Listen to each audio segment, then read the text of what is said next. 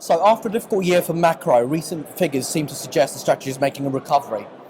Is macro making a comeback, and if so, why? Well, I think macro's had a tough period. Volatility has been very low. I mean, euro-dollar vol as low as 4, Australian dollar vol 6, interest rates not really moving. Equities, S&P at times, 5-day vol was below 2. So macro managers need some volatility. They need some movement in markets, preferably outsized movements once or twice a year to make the big returns. And they haven't seen that for a while.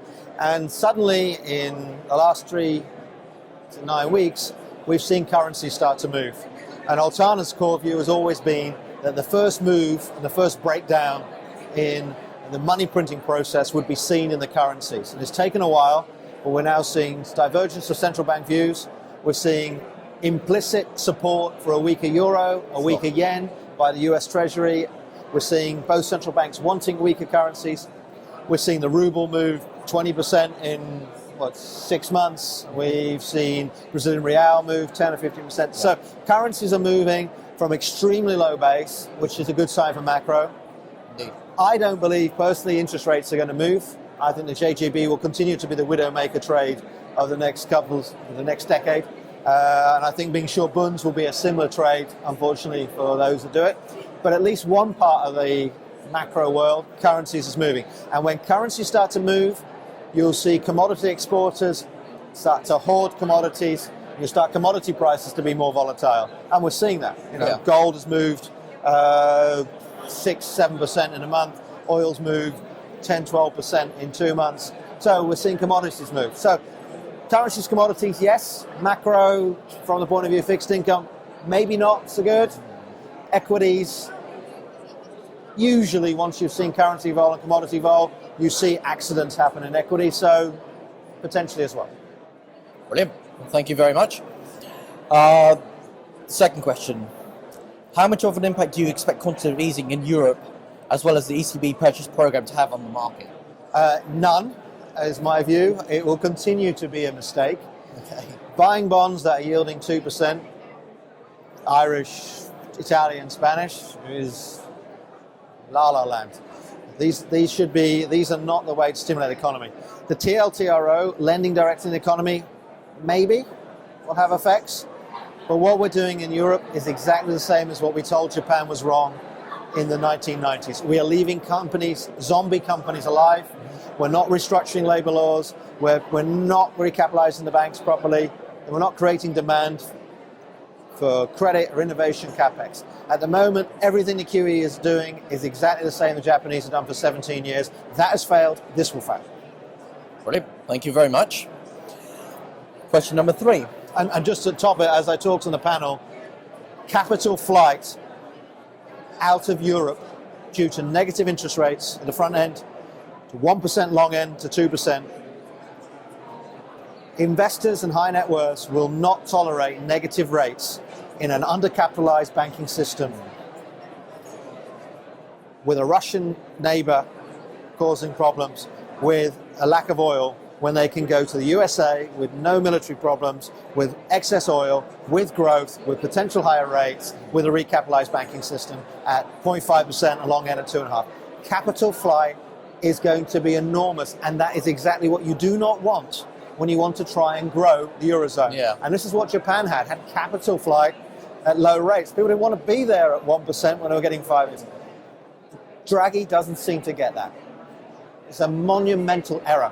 Yeah. Well, thank you very much. Question number 3.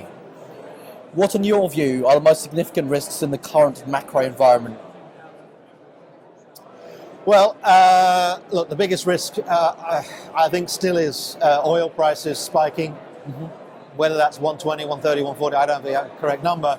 But I think if commodity prices, oil, then food, start to spike, I think we've got real problems. At the moment, we don't have that. Iron ore's hitting new lows. Oil's a little high, but not really, nothing we can't really handle. Food prices have come off the top. So I think that's one outsized thing. I don't think the Russia thing is going to get out of hand.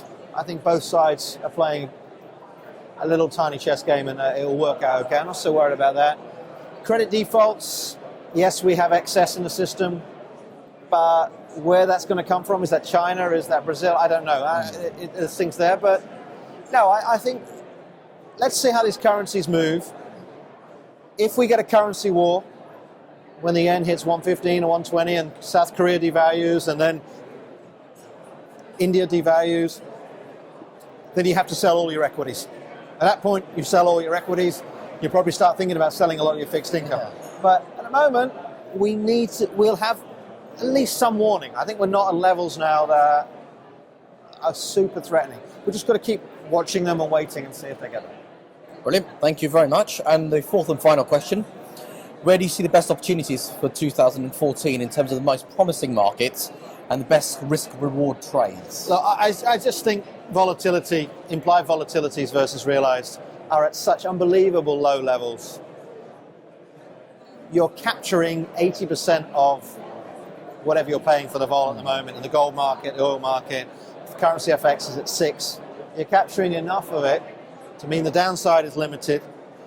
And they're so close to the lowest levels the last 10 years, just moving back to the median level means you make some big returns. So, we saw implied vols and equities move up to the high teens last month from low 11, 12, now back down there.